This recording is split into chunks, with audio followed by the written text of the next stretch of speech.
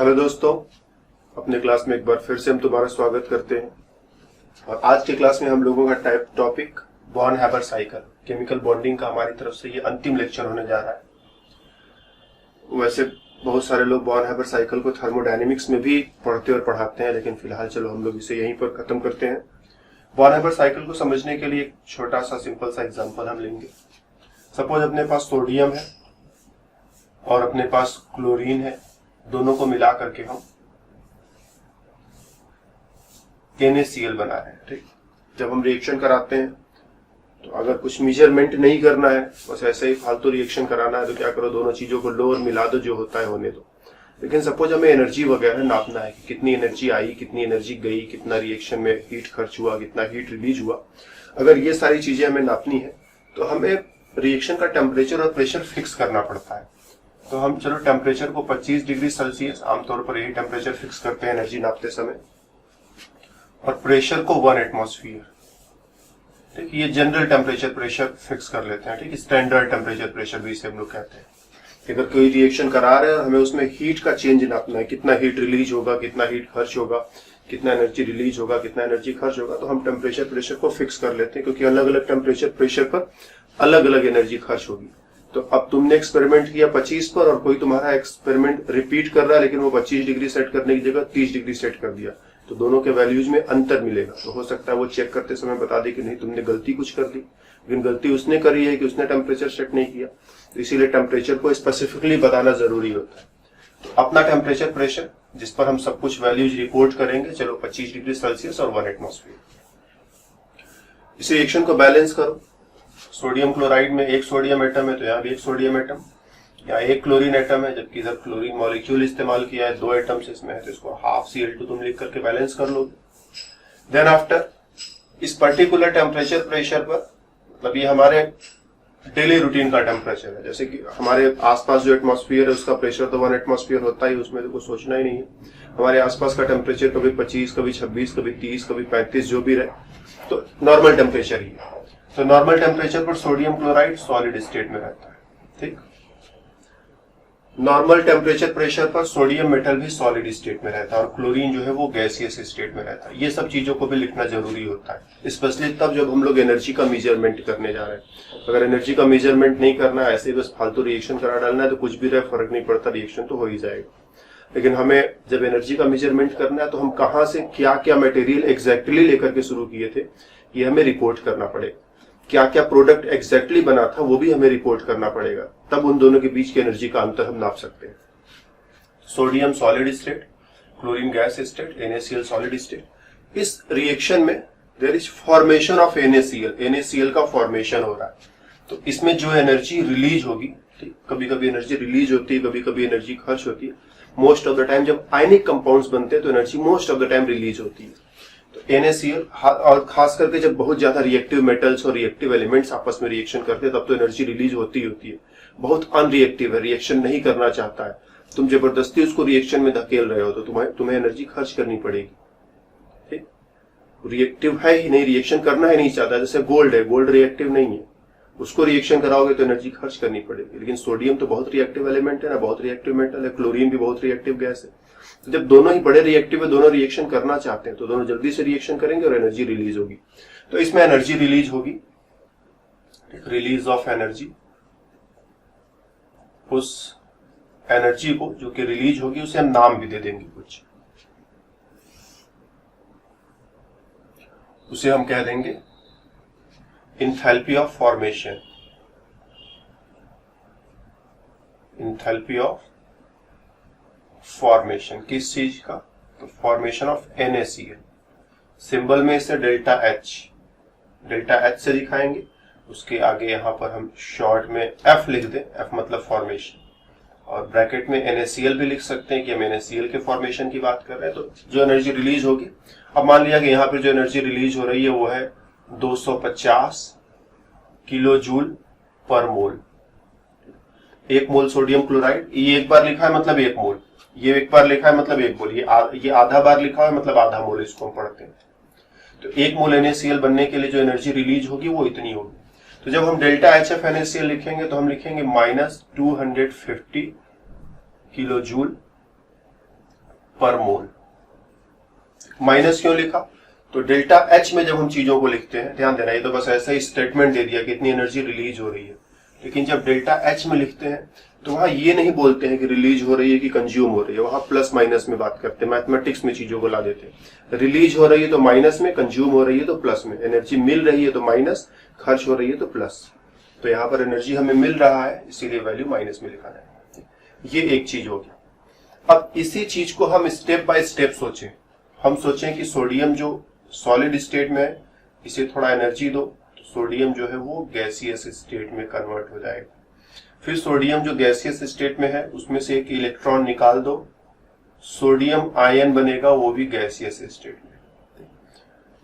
यहां पर अगर हम इसको ऐसे लिख दें, ठीक, इसको हम थोड़ा सा चेंज कर रहे हैं लिखने का तरीका। हम इसको ऐसे लिख दें कि जो दो क्लोरीन एटम्स है, डेफिनेटली उनमें आपस में क्लोरीन क्लोरीन सिंगल बॉन्ड होगा। इसी को तोड़ोगे तो दो क्लोरीन एटम्स मिलेंगे तुम्हें। तो हमने इस बॉन्ड को ब्रेक किया, ठीक, हमने इस बॉन्ड को ब्रेक किया तो अपने को क्या मिला? दो क्लोरीन एटम्स मिलेंगे, लेकिन चूंकि आधा बार ही लिया हुआ है इसीलिए एक ही क्लोरीन एटम मिलेगा, तो just right one chlorine atom. तो इस बॉन्ड को तोड़ने में कुछ एनर्जी का लेन देन हुआ होगा, उसके बारे में भी हम सोचेंगे। तो यहाँ क्लोरीन मॉलिक्यूल है गैसियस स्टेट में, अब ये क्लोरीन एटम हो गया, ठीक। इस क्लोरीन एटम को एक इलेक्ट्रॉन दो, जब इलेक्ट्रॉन पाएगा तो Cl माइनस हो जाएगा, Cl minus in gaseous state. अब ये सोडियम आयन और क्लोराइड आयन, ये दोनों जो बन गए, दोनों ही गैसियस स्टेट में है, ध्यान देना। दोनों को मिला दो, इसको भी लो, इसको भी लो, दोनों को मिला दो। Sodium ion gaseous state, chloride ion gaseous state, दोनों मिलकर के NaCl सॉलिड स्टेट में बनाएंगे। ध्यान देना, NaCl में सोडियम पर प्लस है, क्लोराइड पर माइनस है। तो एक तो अगर हम ध्यान से समझे तो एक तो ये है कि NaCl को हम ऐसे डायरेक्ट बनाने के बारे में डायरेक्ट सोच सकते हैं कि NaCl ऐसे बना है, हमने सोडियम लिया, हमने क्लोरीन लिया, दोनों को मिलाया तो NaCl बन गया, दैट्स ऑल। सोडियम जो लिया था सॉलिड स्टेट में था, क्लोरीन जो लिया है गैसियस स्टेट में है, NaCl जो बना है सॉलिड स्टेट में, और इसमें कुछ एनर्जी रिलीज हुई। लेकिन जब हम इंटरनल वे में सोचे, अंदर से थोड़ा सोचे, तो हम सोचेंगे ये स्टेप, मतलब ये चीज कई स्टेप्स में हुआ होगा। वो स्टेप्स क्या क्या रहे होंगे? वो स्टेप्स रहे होंगे, सोडियम को सॉलिड से गैस में बदलना पड़ा रहा होगा एक स्टेप, या सोडियम सॉलिड से गैस में बदला जाए एक स्टेप, फिर इसमें से इलेक्ट्रॉन खींचकर निकाला जाए, सोडियम आयन बन जाएगा। क्लोरीन का मॉलिक्यूल है, तोड़ करके उसको एटम बनाया जाए, एटम को इलेक्ट्रॉन दिया जाए, उस पर माइनस चढ़ जाएगा, फिर इन दोनों को जोड़ करके NaCl बना लें। तो हम अगर इन दोनों रास्तों को देखें, इधर वाला रास्ता और इधर वाला रास्ता, तो इधर वाले रास्ते पर हम किन चीजों के साथ रिएक्शन को स्टार्ट कर रहे हैं? तो sodium solid and chlorine gas. कहां पर रिएक्शन पूरा हुआ? Sodium chloride solid. इधर वाले रास्ते पर रिएक्शन वहीं से स्टार्ट हो रहा है और वहीं पर फिर से जाकर के खत्म हो जा रहा है। तो दोनों ही रास्तों में ध्यान देना, इस रास्ते पर भी वही रिएक्टेंट वही प्रोडक्ट, इस रास्ते पर भी वही चीजें खर्च हो रही है और वही चीजें बन रही है। बस है क्या कि ये कई छोटे छोटे स्टेप्स में तोड़ा हुआ प्रोसेस है। तो अगर हम कह देते हैं कि इस रास्ते से जो एनर्जी रिलीज हुई या जो एनर्जी कंज्यूम हुई उसे हम डेल्टा एच एफ NaCl से हमने इसको लिखा था, ऊपर प्रेजेंट किया था डेल्टा एच एफ NaCl, और यहां पर जो एनर्जी आएगी या जाएगी, कुछ स्टेप्स में एनर्जी खर्च होगी, कुछ स्टेप्स में एनर्जी रिलीज होगी, वो हम लोग सोच लेते हैं। लेकिन इनको कुछ नाम दे दें। चलो इसको कह दिया डेल्टा H1, इसको कह दिया डेल्टा H2, इसको कह दिया डेल्टा H3, इसको कह दिया डेल्टा H4। जहां जहां एनर्जी रिलीज होगी माइनस में रिपोर्ट करेंगे, जहां जहां खर्च होगी प्लस में रिपोर्ट करेंगे, और इन दोनों को मिलाकर के ये बना दिया, ये हो गया डेल्टा H5। तो ये delta H1, H2, H3, H4 और H5 मिला करके डेल्टा HF NaCl के बराबर होने चाहिए, और बस यही बॉर्न हैबर साइकिल का इस्तेमाल है कि delta HF of NaCl is equal to delta H1, delta H2, delta H3, delta H4 and delta H5। पांचों में जो एनर्जी आएगी जाएगी उन पांचों को मिला दे तो इस वाले एनर्जी के बराबर होती है। ठीक, थर्मोडायनेमिक्स में जब हम लोग इसे पढ़ेंगे तो इसे हेस लॉ भी कहते हैं कि अगर एक रिएक्शन दो तरह से सोचा जा सकता है, एक रिएक्शन को दो तरह से सोचा जा सकता है। सपोज हम ए से बी के बाद पहुंचने के बारे में सोच रहे हैं, एक डायरेक्ट रास्ता है, दूसरा रास्ता ए से पहले बनाया पी, पी से बनाया फिर क्यू, फिर क्यू से बनाया आर, फिर आर से बनाया बी। इसमें इंथैल्पी जो है डेल्टा एच है और इसमें कह दो enthalpy delta H1, delta H2, delta H3, delta H4 है। तो ये चारों मिलाकर के इसके बराबर होंगे, डेल्टा H बराबर delta H1 plus delta H2 plus delta H3 plus delta H4। मतलब एक रिएक्शन अगर दो तरह से कराया जा सकता है तो दोनों ही रास्तों से होने वाला इंथैल्पी का टोटल चेंज वो सेम रहता है, उसमें कोई परिवर्तन नहीं होगा। इस रास्ते से भी एनर्जी में उतना ही चेंज आएगा जितना इस रास्ते से आएगा, इसीलिए चारों मिलाकर के इसके बराबर। इसी को थर्मोडायनेमिक में तुम हेस लॉ बोलते हो, लेकिन फिलहाल यहाँ थर्मोडायनेमिक्स की बात नहीं हो रही है। नाम न भी लो तब भी तो ये जोड़ना घटाना तो समझ में आता है ना, कि ये चारों मिल करके उतना ही एनर्जी का लेन देन करेंगे जितना कि ये अकेले कर रहा था। तो इक्वेशन ऐसा बनाते हैं, वही काम हम लोगों ने यहाँ पर भी किया है। NaCl के फॉर्मेशन को 5 स्टेप में तोड़ा जा सकता है। डेल्टा H1 क्या था, 1 by 1। अब इन पांचों को हम थोड़ा पहचानने की कोशिश करें। इसको हम तुम्हारे लिए अगले पेज पर ट्रांसफर कर देते हैं। डेल्टा H1 क्या था, वो किस चीज से एसोसिएटेड था, तो हम कहेंगे जो डेल्टा H1 था उसमें क्या हो रहा था, वो सोडियम सॉलिड से सोडियम गैस बनाने की बात चल रही थी। सॉलिड स्टेट में क्या होता है, जैसे सोडियम एटम्स आपस में चिपके रहते हैं, ढेर सारे सोडियम एटम्स होंगे, सब आपस में चिपक करके सॉलिड स्टेट में पड़े रहेंगे, इनके बीच में कुछ अट्रैक्शन होगा। जब एनर्जी दोगे तो ये एटम्स क्या हो जाएंगे, एक दूसरे से अलग हो जाएंगे। अब ये सॉलिड से गैस में चला गया, तो सॉलिड से गैस में जाने का जो प्रोसेस होता है उसे तुम नाम देते हो सब्लिमेशन, सब्लिमेशन नाम देते हो। या फिर चूंकि यहाँ एटम्स को अलग अलग कर रहे हैं इसीलिए एटमाइजेशन नाम भी दिया जा सकता है। और ये डेल्टा H1 जो है इसे अब हम लिख देंगे कि ये nothing but delta H sublimation. Delta H1 को डेल्टा H सब्लिमेशन का नाम दे देंगे, राइट। और डेल्टा H सब्लिमेशन में हो क्या रहा है कि एटम्स को अलग कर रहे हो, अलग कर रहे हो मतलब उनके बीच में अट्रैक्शन रहा होगा तब तो साथ में रहेंगे, अलग करोगे तो तुम्हारी एनर्जी खर्च होगी। तो इसका जो वैल्यू है, वैल्यू जो है पॉजिटिव आएगा, एनर्जी खर्च होगी तो पॉजिटिव, रिलीज होगी तो निगेटिव। डेल्टा H2 की बात करो, देखिए ये बार बार बीच में आ जा रहा है, इसको हम इधर साइड में कर देते हैं ना, ये बीच में नहीं आएगा, हम लोगों को डिस्टर्ब नहीं करेगा। चलो भाई साइड हो जाओ। एंड डेल्टा H2 की बात थोड़ी देर के लिए करते हैं। डेल्टा H2 में क्या चल रहा था भाई, डेल्टा H2 हमने किस चीज के लिए इस्तेमाल किया था, तो हमने कहा था कि जो क्लोरीन है, इसको ऐसे बना लो, Cl single bond Cl, chlorine molecule है, गैस स्टेट में पहले से ही है तो हमको कुछ करना नहीं है, मॉलिक्यूल्स अलग अलग पहले से ही है। फिर इसको जब हमने तोड़ा, ये बॉन्ड तोड़ा, 2 क्लोरीन एटम्स बन गए, ठीक, ये भी गैस स्टेट में ही बने। तो यहां पर जो प्रोसेस हो रहा है that is dissociation of bond, तो इसे हम नाम देते हैं बॉन्ड डिसोसिएशन, बॉन्ड डिसोसिएशन। और जो एनर्जी चेंज हो रही है उसे bond dissociation enthalpy, bond dissociation enthalpy. Delta H ऐसे लिख दो, बॉन्ड डिसोसिएशन को बस ऐसा लिख के डॉट लगा दो। डेल्टा H बॉन्ड डिसोसिएशन की क्लोरीन का मॉलिक्यूल टूटेगा, 2 एटम्स बनेंगे, इसमें जो एनर्जी का लेन देन होगा वो बॉन्ड डिसोसिएशन एंथैल्पी। मेरे को 2 एटम चाहिए क्या, आंसर है नहीं, मुझे सिर्फ एक ही एटम चाहिए था, तो हमें यहां पर जो कुछ हो रहा है सबको आधा करना पड़ेगा, तब हमें 1 एटम मिलेगा। तो डेल्टा H2 जो है इसके हाफ के बराबर होगा, half of the bond dissociation that is going to be delta H2। ऊपर जिसे हमने डेल्टा H2 लिखा था, एक बार फिर से देख सकते हो तो, ये डेल्टा H3 है, सॉरी ये प्रोसेस डेल्टा H3, हमने डेल्टा H3 को पहले पकड़ लिया, कोई बात नहीं, नाम बदलने में कितना टाइम लगता है। ये डेल्टा H3 की बात हमने कर डाली, ठीक, अपना क्रम बिगड़ने ना पाए इसीलिए हम डेल्टा H3 को नीचे खिसकाते हैं। अब पहले डेल्टा H2 को भी समझ लेते हैं। चलो भाई डेल्टा H3 तुम थोड़ा आगे चलो, पहले डेल्टा H2 की बात होने दो। Again come to delta H2। तो डेल्टा H2 में हम क्या कर रहे थे, हम सोडियम गैसियस स्टेट में हमने सोडियम को लिया था और इसमें से कहा था इलेक्ट्रॉन निकाल दो तो सोडियम आयन बन जाएगा। और अगर तुम्हें याद हो, हम लोगों ने पीरियोडिक प्रॉपर्टीज में पढ़ा था, आयोनाइजेशन एनर्जी है या ionisation enthalpy, gaseous isolated atom से, गैसियस आइसोलेटेड एटम से, ठीक, इलेक्ट्रॉन को रिमूव करोगे तो इसमें जो एनर्जी कंज्यूम होगी, एटम अपने इलेक्ट्रॉनों को जोर से पकड़ा रहता है, छोड़ता नहीं है। तो एक एटम है, उसने अपने इलेक्ट्रॉनों को पकड़ रखा है, तुम उसमें से इलेक्ट्रॉनों को क्या कर रहे हैं, रिमूव करके उसमें से एक इलेक्ट्रॉन बाहर निकाल रहे हो, तो सोडियम प्लस बन जा रहा है। तो जब तुम इलेक्ट्रॉन यहां से निकालोगे तो उसमें एनर्जी कंज्यूम होगी, और इस एनर्जी को नाम भी हम दे देते हैं आयोनाइजेशन एंथैल्पी।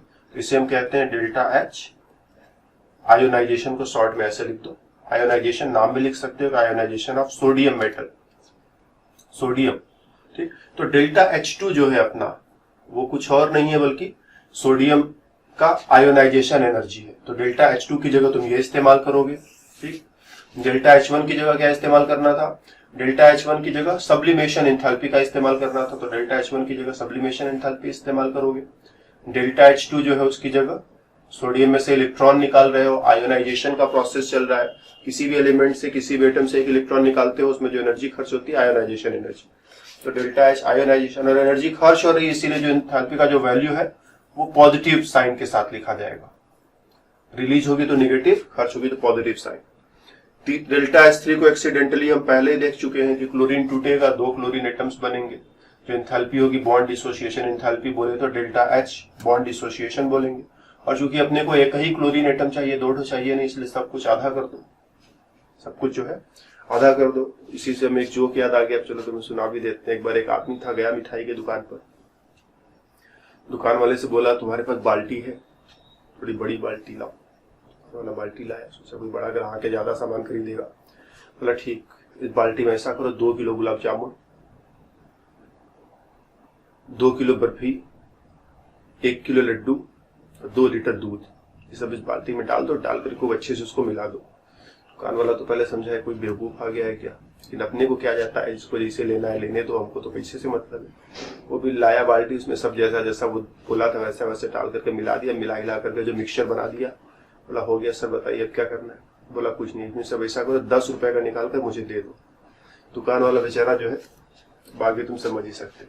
सो यहाँ पर 2 क्लोरीन, मतलब क्लोरीन का मॉलिक्यूल टूटेगा तो 2 क्लोरीन एटम बन जाएगा, और मेरे को 2 क्लोरीन एटम नहीं चाहिए, बनाव जरूर इतना लिया, लेकिन हमें इसका आधा ही चाहिए। तो जो भी कुछ हो रहा है उसका आधा करना पड़ेगा। तो डेल्टा H बॉन्ड डिसोसिएशन का आधा लेंगे, वो डेल्टा H3 के बराबर होगा। ठीक, डेल्टा H3 के बराबर होगा, तो डेल्टा H3 हो गया। डेल्टा H4 में हम क्या कर रहे थे, हम कह रहे थे क्लोरीन है, इसको क्लोराइड में बदलना है। ठीक है, ये भी गैसियस, ये भी गैसियस, और इलेक्ट्रॉन गेन एंथैल्पी या इलेक्ट्रॉन एफिनिटी हम लोगों ने पढ़ा हुआ है ना, इलेक्ट्रॉन एफिनिटी या इलेक्ट्रॉन गेन एंथैल्पी के बारे में हम लोगों ने पढ़ा हुआ है पीरियोडिक टेबल वाले चैप्टर में। तो वहां पर अपने लोगों ने पढ़ा था, कोई एटम है,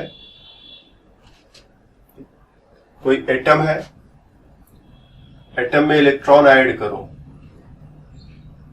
और जो एनर्जी रिलीज होगी, जब तुम एटम को इलेक्ट्रॉन देते हो तो मोस्ट ऑफ द टाइम अगर एटम का इलेक्ट्रॉनिक कॉन्फ़िगरेशन स्टेबल नहीं है, उसे इलेक्ट्रॉनों की तलाश है, तो वो इलेक्ट्रॉनों को एक्सेप्ट कर लेता है। किसी वजह से इलेक्ट्रॉनिक कॉन्फ़िगरेशन स्टेबल है, वो इलेक्ट्रॉन नहीं लेना चाहता है, जबरदस्ती तुम उसमें इलेक्ट्रॉन को ऐड करने की कोशिश कर रहे हो, तुम्हें एनर्जी खर्च करनी पड़ेगी। Otherwise most of the elements, वो इलेक्ट्रॉन जब उसमें ऐड करोगे तो they release energy, they release energy, और इसी एनर्जी को इलेक्ट्रॉन गेन एंथैल्पी कहते हैं।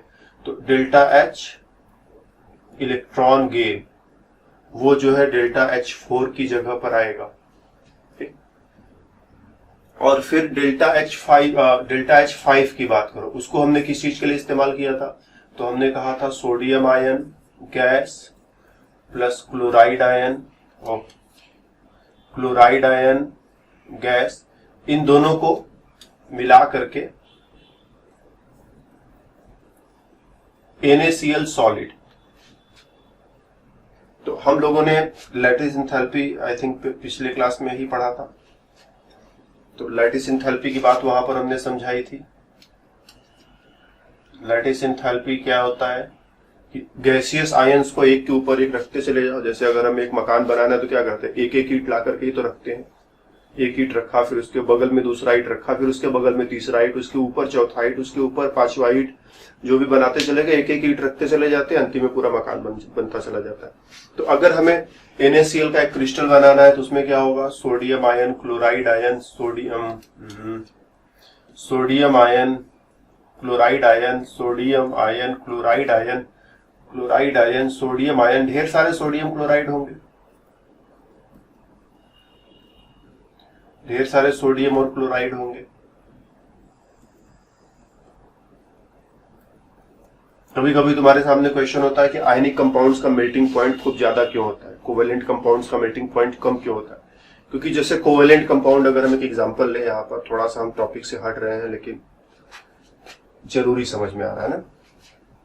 जैसे अपने पास NaCl है प्लस और माइनस, और HCl है, ठीक, इसमें कोवेलेंट बॉन्ड होता है। तो कोवेलेंट बॉन्ड होगा तो क्या होगा, ये हो गया HCl, इधर डेल्टा माइनस, इधर डेल्टा प्लस।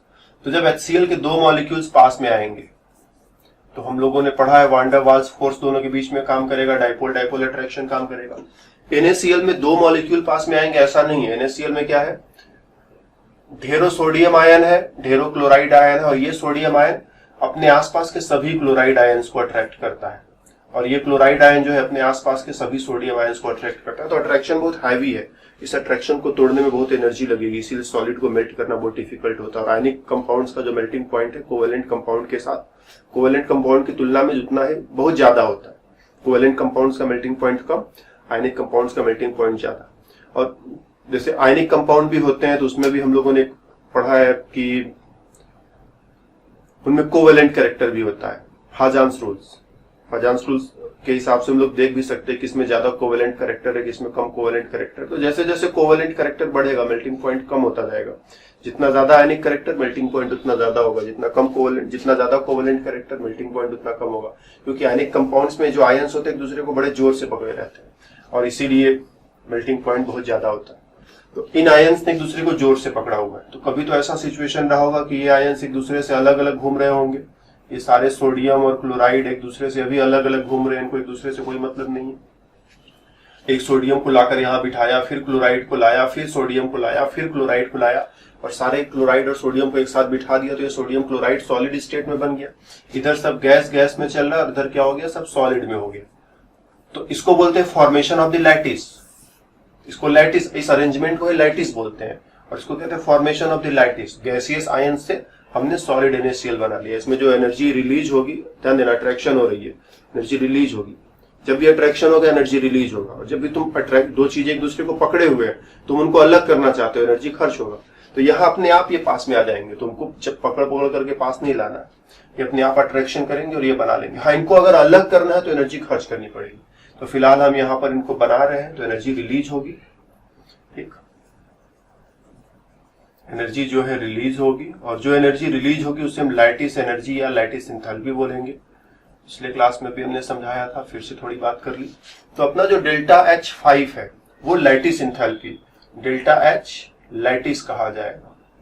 तो हमने जो ऊपर इक्वेशन लिखा है, अगर उस इक्वेशन को एक बार फिर से हम अप्रोच करें, उस इक्वेशन को हम थोड़ा और बढ़िया वे में लिखना चाहें तो हम इस इक्वेशन को अब इसमें इन सबको नाम दे देंगे। डेल्टा H1 क्या था, तो डेल्टा H1 ये रहा, डेल्टा H सब्लिमेशन, शॉर्ट में लिख देते हैं सब्लिमेशन। किस चीज का सब्लिमेशन, सोडियम मेटल का, तो इसको ब्रैकेट में वो भी डाल दो। फिर डेल्टा H2 क्या था, सोडियम में से एक इलेक्ट्रॉन निकालने की बात की थी, आयोनाइजेशन एनर्जी ना, डेल्टा H आयोनाइजेशन, तो इसको भी यहां पर लिख दो डेल्टा H2 के बदले में। डेल्टा H आयोनाइजेशन, किस चीज का आयोनाइजेशन, तो डेफिनेटली सोडियम, ठीक। उसके बाद ये इनको थोड़ा दूर दूर कर लेते हैं ताकि रिलेशनशिप लिखते समय थोड़ा हम लोगों को देखने में अच्छा दिखाई पड़े। तो डेल्टा H1, डेल्टा H2,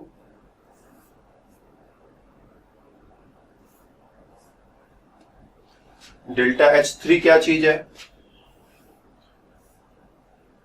तो डेल्टा H3 हम लोगों ने देखा था, ये रहा, क्लोरीन मॉलिक्यूल तोड़ करके दो क्लोरीन एटम्स बनाना, लेकिन अपने को उसका आधा लेना है, तो half of the delta H bond dissociation उसकी जगह लिख दो।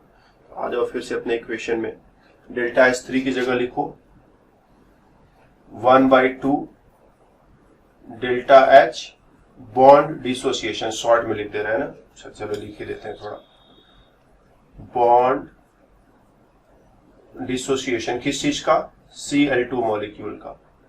लो ये फिर बीच में देखो आ गया, ये मान नहीं रहा है, इसको हम कितना भी इधर उधर करते हैं लेकिन जब जरूरत पड़ती है ये बीच में आ ही जाता है। चलो बेटा तरह ओके। डेल्टा H4 और डेल्टा H5 को हमने क्या नाम दिया था? तो डेल्टा H4 के लिए जहां तक अपने को याद आ रहा है, डेल्टा H4 हम लोगों ने क्लोरीन एटम बना लिया था, उसे एक इलेक्ट्रॉन दिलाना था। तो delta H electron gain of what? Chlorine. और डेल्टा H5 सबसे अंतिम वाला सोडियम आयन और क्लोराइड आयन मिलाकर के लैटिस बना रहे थे, तो डेल्टा H लैटिस।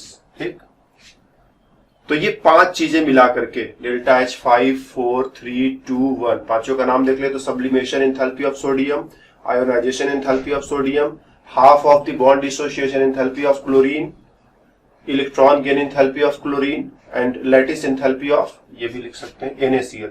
ये पांचों मिला करके, इन पांचों को मिला करके क्या बनता है? तो बनता है डेल्टा HF NaCl। तो एक इक्वेशन बन गया जिसमें अपने पास 6 क्वांटिटीज एक दूसरे से रिलेटेड है। तुम जानते हो मैथमेटिक्स कहता है अगर एक इक्वेशन में 6 चीजें हैं, कोई भी 5 चीजों का वैल्यू हमें पता है तो छठवां हम कैलकुलेट कर सकते हैं। इतना तो मैथमेटिक्स तुमको पता ही होगा। एक इक्वेशन है जिसमें 6 क्वांटिटीज है, 5 के बारे में पता है तो छठवां कोई भी रहे उसको हम निकाल ले जाएंगे। तो एक इक्वेशन बन गया, इसमें 6 क्वांटिटीज है, कोई भी 5 पता रहे तो जो बचा हुआ छठवां रहेगा उससे मैथमेटिक्स की मदद से कैलकुलेट कर लेंगे। तो मोस्टली इसका इस्तेमाल लैटिस एंथैल्पी को कैलकुलेट करने में करते हैं। And that's all for the born-Haber cycle. Born-Haber cycle को हम लोग दूसरे कंपाउंड्स के लिए भी इस्तेमाल कर सकते हैं, जैसे NaCl के लिए इस्तेमाल किया है वैसे ही KCl के लिए सोच सकते हैं। Sodium chloride, potassium chloride, magnesium chloride और क्लोराइड ही क्यों, ऑक्साइड, नाइट्राइड, जो भी रहे किसी भी चीज के लिए सोचा जा सकता है। केवल क्लोराइड और सोडियम पर ये डिपेंडेंट नहीं है, किसी भी तरह के आयनिक कंपाउंड पर अप्लाई कर सकते हैं कि एक आयनिक कंपाउंड बन रहा है, एक रास्ता सीधा सोच लिया और एक रास्ता स्टेप बाय स्टेप सोच लिया। 2 रास्ते हमने सोच लिए, एक सीधा रास्ता और एक स्टेप बाय स्टेप रास्ता। इधर से जो भी एनर्जी का चेंज होगा इधर से होने वाले एनर्जी के चेंज के बराबर होगा। एक इक्वेशन बनाएंगे और इस इक्वेशन में जो वैल्यूज हमें दी रहेंगी, 5 वैल्यूज दिए रहेंगे या जितने भी वैल्यूज, कोई जरूरी नहीं कि हर बार 5 या 6 रहे, बढ़ भी सकते हैं, घट भी सकते हैं, सिचुएशन के अकॉर्डिंग हमें सोचना होगा। ये धीरे धीरे एक्सपीरियंस से आता है और एग्जैक्टली ये थर्मोडायनेमिक्स की चीज है, लेकिन चूंकि आयनिक कंपाउंड से भी रिलेटेड था तो इसीलिए हमने यहीं पर इसको थोड़ा सा देखा। थर्मोडायनेमिक्स में भी एक बार और इसे हम और कुछ ज्यादा एग्जांपल्स के साथ देखें। तो फिलहाल तुम जो है NaCl पर बॉर्न-हैबर साइकिल को अच्छे से अप्लाई करना सीख लो। बाकी कुछ NaCl से मिलता जुलता आएगा तो तुम वैसे ही करते चले जाओगे, और कुछ टेढ़ा मेढ़ा आएगा तो फिर हम लोग उसे देखेंगे, हम लोगों की बातें होंगी, फिर देखेंगे कैसे कैसे परेशानी को सॉल्व करते हैं। और इसी के साथ जो है ये क्लास और chemical bonding chapter, chemical bonding काफी बड़ा चैप्टर था, उसमें काफी सारी चीजें थी, पर ये ऐसा चैप्टर है जिसकी जरूरत हमें हर जगह पड़ती है। ऐसा नहीं कि बस तुम एग्जाम में जाओगे तभी जरूरत पड़ेगी। आने वाले जितने भी चैप्टर्स हम पढ़ेंगे सब में केमिकल बॉन्डिंग का इन्वॉल्वमेंट है। शुरू के ये 3 chapters, structure of the atom, structure of the atom में भी सब कुछ नहीं, इलेक्ट्रॉनिक कॉन्फ़िगरेशन वाला स्पेशली पार्ट, इसकी जरूरत हर चैप्टर में थोड़ी थोड़ी पड़ती है। पीरियोडिक प्रॉपर्टीज, इसका भी जरूरत, इसमें जो टॉपिक्स हमने पढ़े हैं इसकी भी जरूरत हर चैप्टर में थोड़ी थोड़ी पड़ती रहती है। केमिकल बॉन्डिंग ये तो एक बिना एक्सेप्शन के लगभग हर चैप्टर में तुम्हें परेशान करेगा ही करेगा। तो ये 2-3 चैप्टर्स ऐसे हैं जो अगर तुम अच्छे से कंट्रोल कर लो तो फिर केमिस्ट्री में तुम्हें एंजॉय आएगा, मजा आएगा, तुम अच्छे से पढ़ते चले जाओगे। और ये तीनों चैप्टर्स तुमने अच्छे से नहीं पढ़े तो वो तुम्हें बार बार परेशान करते रहेंगे। तो इसलिए इन चैप्टर्स को पढ़ाने में न तो हमने कोई जल्दीबाजी की, न तो हमने कोई कंजूसी की, जितना समय लगा लगाया, धीरे धीरे इत्मीनान से तुम्हें पढ़ाया। तुम इन चीजों को अच्छे से पढ़ डालो। और ये जो सारा कुछ बोर्ड पर लिखते हैं वो हमने बता ही रखा है, तो उनसे जो लिंक दिया रहता है, कुछ लेक्चर्स में लिंक डालते हैं, कुछ में भूल भी जाते हैं, लेकिन एक ही लिंक सबके लिए काम करता है। सभी चैप्टर्स के लिए एक सिंगल लिंक है, उस लिंक के जरिए जाकर के ये जो कुछ भी लिखा हुआ है इसको तुम PDF के फॉर्म में डाउनलोड कर सकते हो। डाउनलोड करके दोबारा पढ़ना लिखना चाहो तो दोबारा पढ़ लिख सकते हो। तो बस केमिकल बॉन्डिंग मेरी तरफ से खत्म होता है। फिर मिलेंगे अगले टॉपिक पर, अगले चैप्टर में। तब तक के लिए हमारी तरफ से बाय बाय।